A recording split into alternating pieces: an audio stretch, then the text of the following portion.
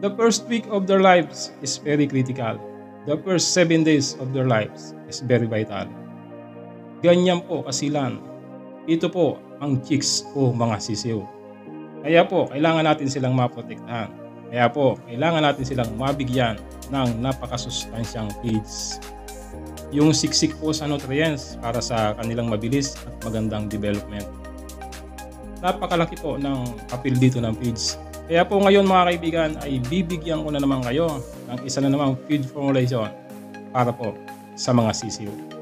Na-meet po natin dito mga kaibigan sa feed formulation na to yung 10 required essential amino acids at yung required na fiber na dapat ay hindi tayo tumaas ng 4%.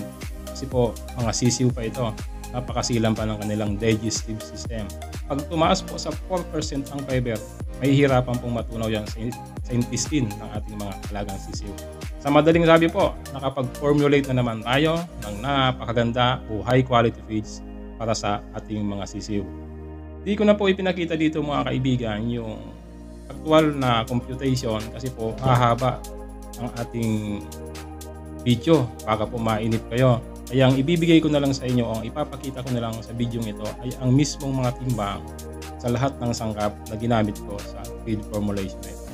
Sa kabuuan po ng video ito, makikita nyo yung lahat ng timbang sa lahat ng sangkap na aking ginamit sa feed formulation ito. Okay, kung nagustuhan nyo po o magustuhan nyo ang video ito, after nyo pong mapanood, pa-share naman po para po makita din ng mga kaibigan nating ibang farmers o poultry farmers gusto nilang mag-formulate ng chick booster o starter feed o pre-starter, matulungan din natin sila. Maraming salamat.